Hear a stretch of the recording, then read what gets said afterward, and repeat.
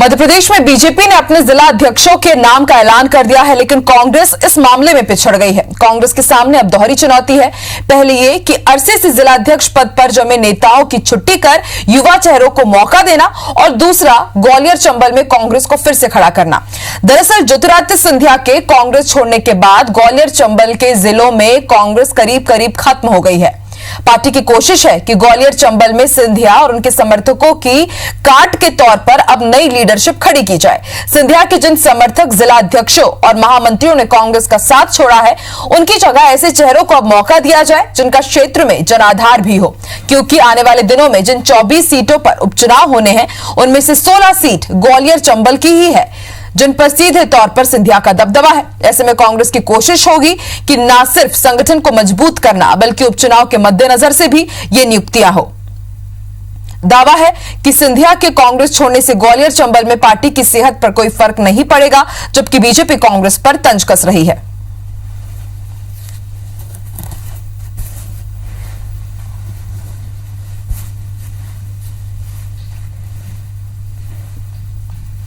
पूरे अंचल में या मध्य प्रदेश में देखें 15 से 20% लोग कांग्रेस में छोड़कर सिंधिया जी के साथ गए हैं, क्योंकि उन्हें खुद इस चीज का एहसास है कि जहां पे उनके नेता सिंधिया जी और उनके साथ गए हुए मंत्रियों का भविष्य अभी खुद खतरे में है, तो ऐसी कांग्रेस पार्टी को, जो कांग्रेस को मानने वाला कार्यकर्ता है, निश्चित रूप से छोड़ के नहीं जाएगा।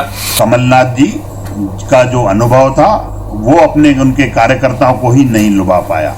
यही कारण है कि उनके नेता, जो वरिष्ठ नेता थे श्रीमंत सिंधिया जी, उन्होंने कांग्रेस को अलविदा कह दिया।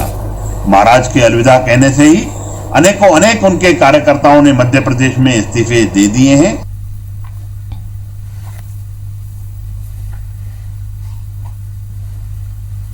चलिए और ज्यादा जानकारी के लिए सीधे रुख करेंगे भोपाल न्यूज रूम का और बात करेंगे हमारे सहयोगी नवीन से। नवीन, कुछ दिन पहले ही बीजेपी ने जिलाध्यक्षों की लिस्ट जारी की और अब कांग्रेस भी संगठन विस्तार की तैयारी कर रही है, लेकिन बड़ा सवाल यही है कि सबसे बड़ी चुनौती कांग्रेस के सामने ग्वालियर चंबल की ही होने वाली है। सिंधिया अब कांग्रेस छोड़कर के बीजेपी चले गए हैं और तमाम उनके समर्थक ने भी अब बीजेपी का दामन थाम लिया है। ऐसे में किस तरह की रणनीति कांग्रेस की तरफ से आप देख रहे हैं?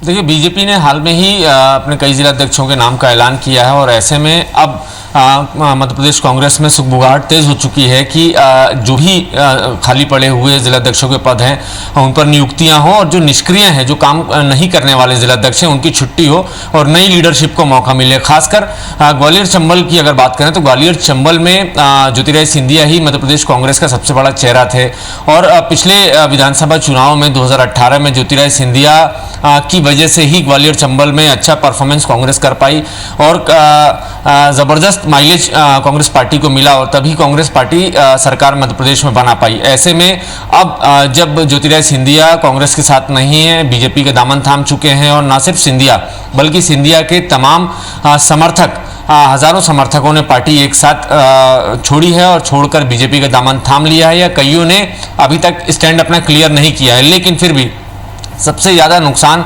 मध्य प्रदेश में कांग्रेस को अगर कहीं से हुआ है तो ग्वालियर चंबल क्षेत्र से हुआ। ग्वालियर में 7 जिले हैं और इन जिलों में की एक तरीके से पूरी जो बॉडी है वो कांग्रेस की तकरीबन खत्म हो चुकी है, और कांग्रेस की कोशिश है कि मौका रहते, वक्त रहते, जल्द से जल्द ग्वालियर चंबल अंचल में पार्टी खुद को खड़ा करे, खुद को मजबूत करे, और जो कार्यकर्ता गए हैं, सिंधिया खेमे के जो समर्थक गए हैं, उनकी जगह नए कार्यकर्ताओं को पार्टी में शामिल किया जाए, एक मजबूत बॉडी बनाई जाए। और सबसे खास बात, चूंकि मध्य प्रदेश में 24 सीटों पर उपचुनाव होने हैं और 16 सीटें सीधे 16 सीटें जो हैं ग्वालियर चंबल अंचल से आती हैं, तो ऐसे में ज्योतिरादित्य सिंधिया की काट और उनके तमाम जो समर्थक हैं उनकी काट के तौर पर किस लीडरशिप के हाथों में कांग्रेस की कमान ग्वालियर चंबल अंचल में दिया जाए, इस पर पार्टी फिलहाल मंथन कर रही है। उम्मीद है कि जल्द ही पार्टी इस जो खाली जो पद हुए हैं ग्वालियर चंबल में उसकी भरपाई जल्द करेगी। तमाम दावेदार हैं उस क्षेत्र में। लगातार कांग्रेस पार्टी का यह दावा है कि ज्योतिरादित्य सिंधिया या उनके समर्थकों के जाने से कांग्रेस पार्टी की सेहत पर कोई फर्क नहीं पड़ेगा, लेकिन सिर्फ ये एक तरीके के दावे हैं। जमीनी अगर स्तर पर देखा जाए तो आकांक्षा, जाहिर तौर पर कांग्रेस पार्टी को एक बड़ा नुकसान हुआ ज्योतिरादित्य सिंधिया के जाने के बाद, क्योंकि कांग्रेस मध्य प्रदेश कांग्रेस और आला कमान सिर्फ इसी भरोसे में थी कि ज्योतिरादित्य सिंधिया के रहते कांग्रेस कम से कम चंबल और ग्वालियर क्षेत्र में हमेशा के लिए मजबूत है और कभी कांग्रेस पार्टी को वहां से नुकसान नहीं होगा। यही वजह रही कि ज्योतिरादित्य सिंधिया की इस क्षेत्र में चलती थी। ज्योतिरादित्य सिंधिया ही तय करते थे कौन जिलाध्यक्ष होगा, कौन महामंत्री होगा, किसको टिकट मिलेगा, कौन विधायक होगा और कौन मंत्री होगा। तो ज्योतिरादित्य सिंधिया ही जब सब कुछ तय करने वाले थे ग्वालियर चंबल अंचल में, अब वही पार्टी के साथ नहीं है। तो ऐसे में पार्टी फिलहाल चिंतन कर रही है और जल्द से जल्द पार्टी इस कोशिश में है कि वहां एक नई लीडरशिप को मौका दिया जाए ताकि जो 16 सीटों पर उपचुनाव होने हैं उसमें कांग्रेस पार्टी को फायदा मिल सके।